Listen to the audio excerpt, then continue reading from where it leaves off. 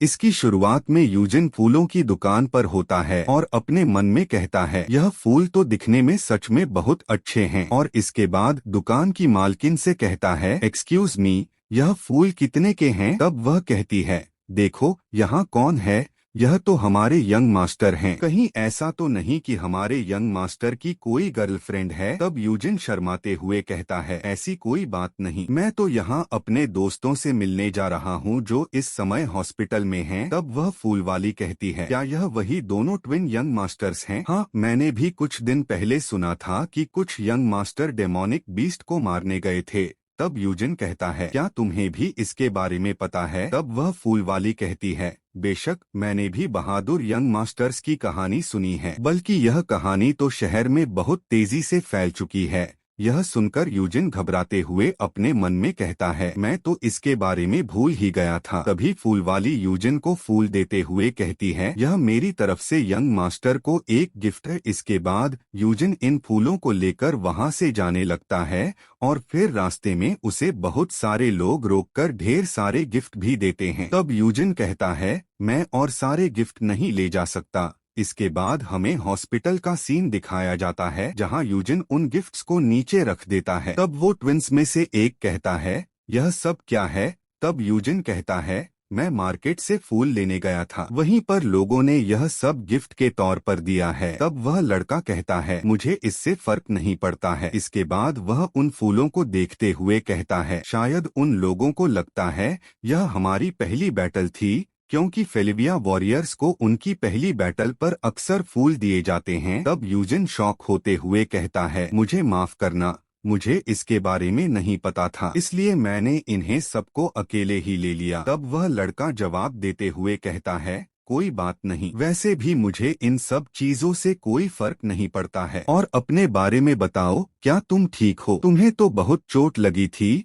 फिर भी तुम चल पा रहे हो। तब यूजिन कहता है, तुम सही कह रहे हो, लेकिन पता नहीं क्यों मैं बहुत जल्दी ठीक हो गया। यह शायद इसलिए क्योंकि मैंने पहले ही 5 साल तक आराम कर लिया है। तब वह दोनों ट्विंस कहते हैं, यह बिल्कुल भी फनी नहीं था। तब यूजिन सैड होते हुए कहता है, जो कि तुम दोनों ठीक हो चुके हो तो ठीक है, मैं अब यहाँ से जाता हूँ। तभी उन ट्विंस में से एक कहता है, यूजिन, मुझे माफ करना, जो कुछ मैंने तुम्हारे साथ पहले किया। यह सब सुनकर वह दूसरा ट्विन चौंक जाता है। तब पहला ट्विन फिर से कहता है, सच कहूँ तो मुझे लगा कि तुम सिर्फ एक बोझ हो और दिन भर बिस्तर पर आराम करते हो, लेकिन लगता है कि मैं गलत था। यह सुनकर यूजिन ब्लश करने लगता है और फिर कहता है, तुम भी बहुत ताकतवर हो, मुझे लगा कि तुम लोग सिर्फ अपने परिवार के नाम पर हमसे लड़ रहे थे। तब वह ट्विन पूछता है, मुझे यह बताओ, आखिर उस दिन हुआ क्या था? आखिर तुम उस बड़े से मॉन्स्टर से कैसे बचे?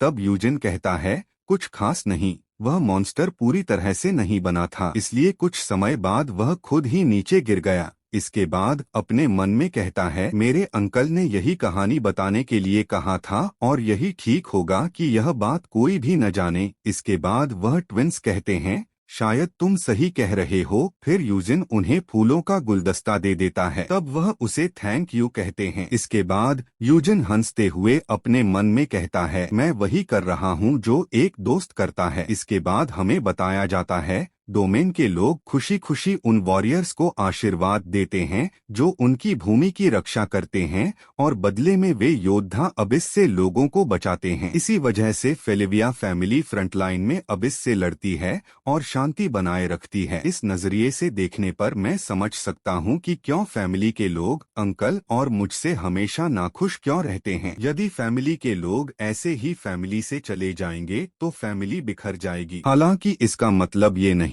कि उन्होंने हमारे साथ जो कुछ भी किया वह जायज था, खासकर जो उन्होंने मेरे अंकल के साथ किया। कभी फैमिली की सारी उम्मीदें मेरे फादर पर टिकी हुई थीं, जो बहुत टैलेंटेड थे, लेकिन जब वह नॉर्दर्न वॉर में बुरी तरह से घायल हो गए और तलवार चलाने के लायक नहीं रहे, तो फैमिली की सारी उम्मीदें मेरे अंकल पर टिक गईं, जो उस समय बहुत छोटे थे। लेकिन मेरे अंकल को किताबें पसंद थीं। तलवारें नहीं। और जब यह बात सबको पता चली तो मेरे ग्रैंडफादर यानी उस समय के फैमिली हेड ने मेरे अंकल के साथ बहुत बुरा व्यवहार किया। इसके बाद हमें उस दिन के अंकल के पास्ट को दिखाया जाता है। यूजिन अपने मन में कहता है, मैं खुद भी बीमार था, लेकिन मेरी फैमिली और टायर, जिसे नहीं पता टायर उसके सर्वेंट का नाम है, वह सब मेरे साथ थे। लेकिन मेरे अंकल के पास कोई नहीं था। उनके दिन तो और भी खराब थे।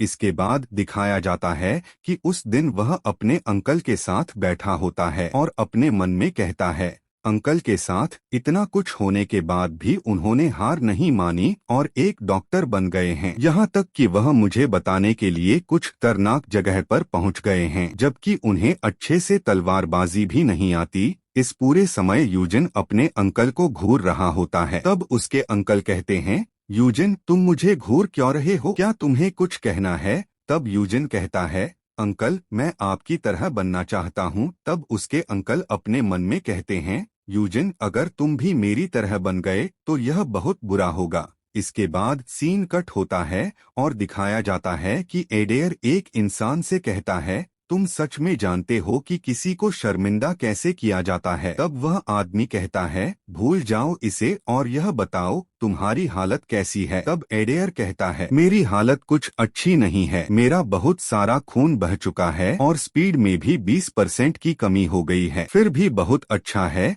उस बड़े से मॉन्स्टर से लड़ने में बस इतने का ही नुकसान हुआ है। तब दूसरा इंसान चिल्लाकर कहता है, इसमें अच्छी बात क्या है? क्या तुम जानते हो हमने इसके लिए कितनी तैयारी की थी? यह युद्ध को संभालने वाला था। अब हम उस राक्षस जैसे जनरल को कैसे संभालेंगे? मुझे तो विश्वास नहीं हो रहा कि तुमने उस बच्चे के साथ नकली परिवार बनाने में अपनी 20% ताकत खो दी। तब एडेयर गुस्से में कहता है, इलियास, और इलियास के मुंह को काटते हुए कहता है, तुम अपनी हद पार कर रहे हो। अगर फिलिविया ब्रैट्स वहां खत्म हो जाते तो तुम्हें क्या लगता चीजें प्लान के हिसाब से होती? तुम तो एक सड़ी हुई लाश के गायब होने से ही डर गए और तुम्हें लगता है कि तुम फिलिविया के गुस्से को संभाल सकते हो। अगर तुम बेवकूफ जादूगरों ने एक किंग मॉन्स्टर को जगाया न होता तो यह सब होता ही नहीं। और तुम मेरे सामने बकवास कर रहे हो। तब इलियास कहता है, ग्रेट प्रॉफिट, कृपया मेरी रूडनेस के लिए मुझे माफ कर दें। मुझे लगा कि आप हमारे महान उद्देश्य को भूल गए हैं। यह मेरी गलती है,